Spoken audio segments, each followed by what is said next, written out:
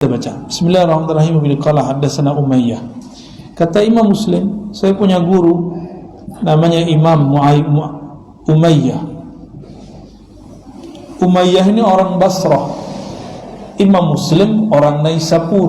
Naisapur ini sekarang di Iran. Dia mau dengerin hadis ini, berangkat dulu naik onta sampai ke satu negeri namanya Basrah. Basrah ini tetangganya Baghdad, dekat kota Baghdad. Ada satu kota tua namanya Basrah. Jadi sekarang tuh enak, kita yang datang bacain hadis. Hadis ini dulu dijemput oleh Imam Muslim dari kampungnya, nggak pakai bis, nggak pakai motor, nggak pakai mobil, nggak pakai pesawat, pakai onta.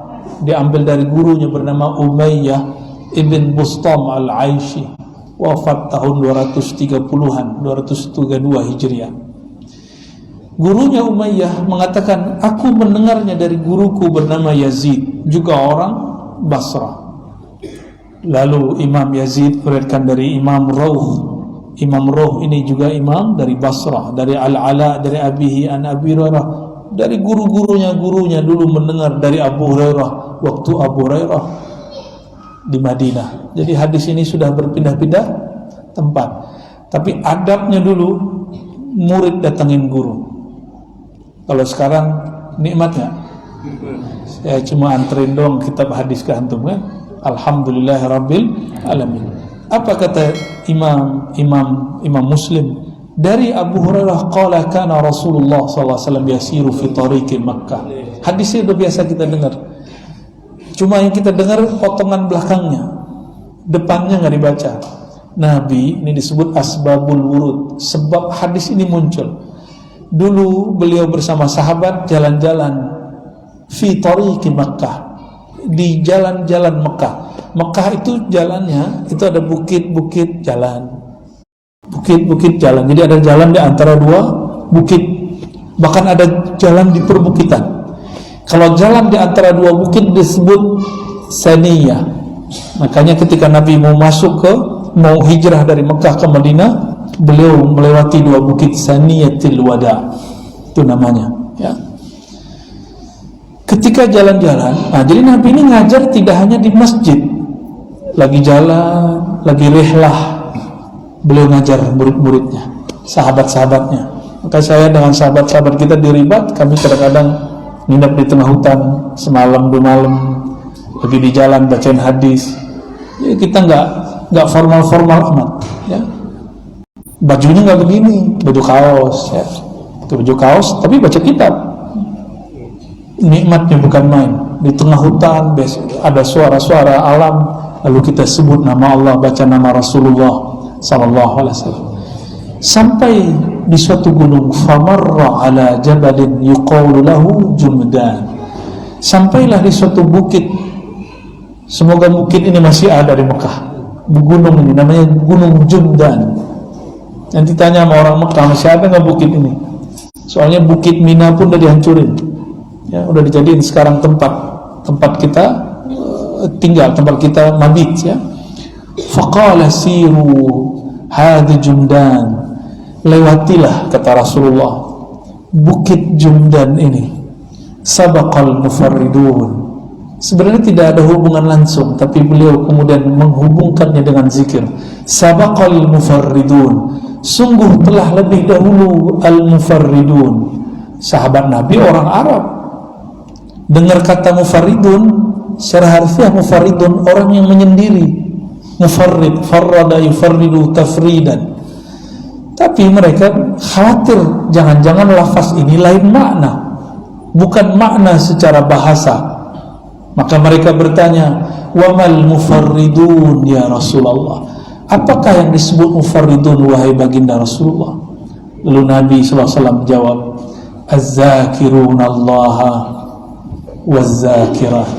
Orang laki-laki ataupun perempuan yang banyak menyebut nama Allah ya. Lelaki ataupun perempuan yang banyak menyebut nama Allah. Tubuh ini ada jenis kelaminnya, tapi ruh kita tidak ada kelaminnya. karena ruh bukanlah fisik. Malaikat aja masih fisik nur, itu bukan lagi perempuan. Maka lelaki perempuan itu cuma jenis manusia dan jin.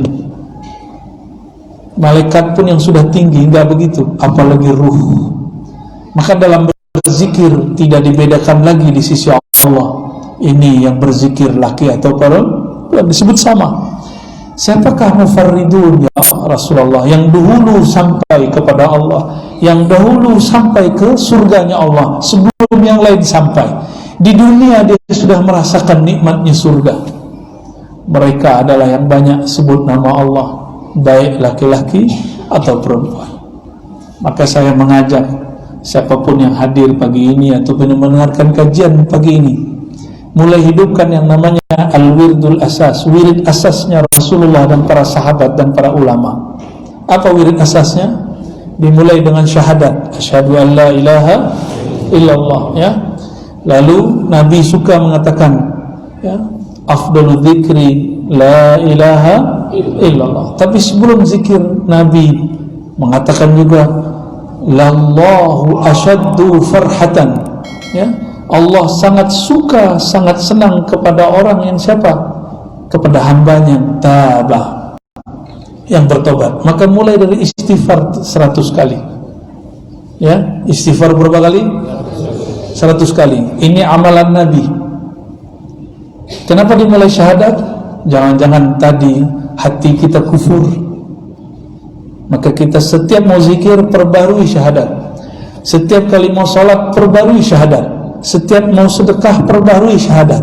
Setiap kali baca Quran perbarui syahadat. Khawatir tadi di jalan dalam berfikir pikiran kita ada kufurnya. Minimal kufur nikmat, walaupun tidak sampai kufur murtad. Jadi dimulai dengan apa? Syahadat. Lalu apa tadi? Bersihkan dulu wadah yang mau zikir, bersihkan supaya dia nyaman. Istighfar.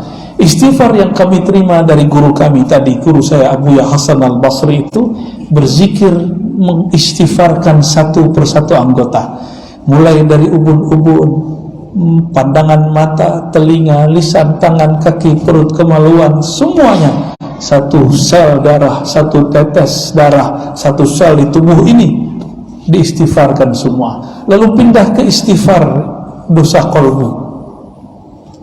Maka gak sempat lagi ngitung, mungkin sudah lebih dari 100. Lalu yang ketiga, afdalu dzikri la ilaha illallah. Kata Nabi, zikir paling tinggi la ilaha illallah, minimal juga 100. Beberapa masyayikh mengijazahkan dengan angka unik sesuai dengan nilai dari lafaz la ilah secara ilmu huruf dan adat, yaitu 165. Ya, saya dapat juga ijazah ini dari jalur beberapa masyayikh di Pulau Jawa dan juga dari orang-orang Arab tertentu.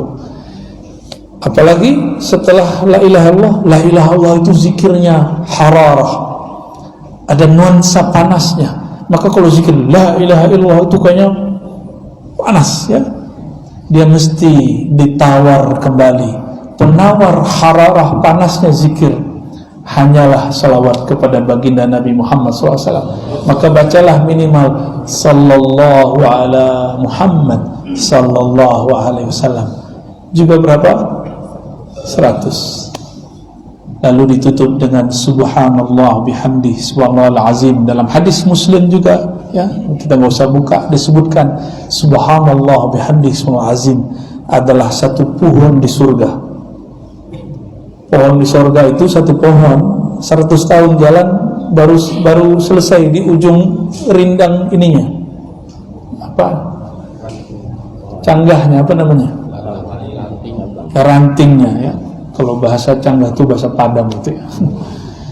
Jadi ranting-rantingnya ini semuanya itu punya bawa semacam zil, bayang-bayang, ya, yang sejuk di bawahnya. Orang kalau melewati di bawahnya menikmati pohonnya, menikmati sejuknya. Kalau ada angin melewati dan masuk ke sela-sela ranting dan daunnya, maka terdengarlah bunyi musik paling indah, yang lebih indah dari semua musik yang ada di dunia, Jadi di sana tuh nanti artis-artis kehabisan pekerjaan.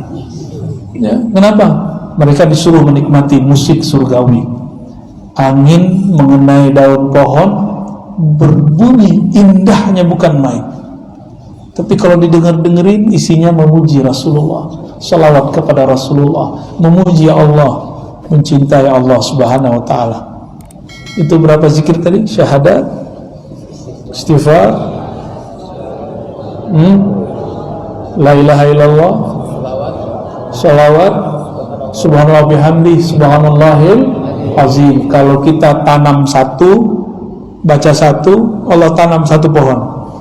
Kalau bapak ibu sudah nanam bertahun-tahun, itulah konglomerat surga. Ya, yang punya 100 hektar sawit, kaya nggak? Kaya.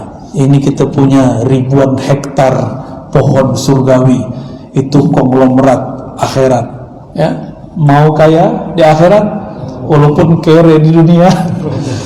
Saya ijazahkan mengamalkan zikir ini, disebut Al-Wirdul Asas, dan dikumpulkan oleh Imam Abdul Hasan Syazili. Saya ambil ijazahnya dari guru kami Al-Syekh Muhammad Abdul Rabb An-Nazari Al-Yamani. Beliau salah satu mursyid dalam Thariqah Syaziliyah dan beberapa Thariqah yang lain. Ini khusus wiridan Nabi yang dipakai oleh imam ini. Ajaztukum kama ajazani syaikhi.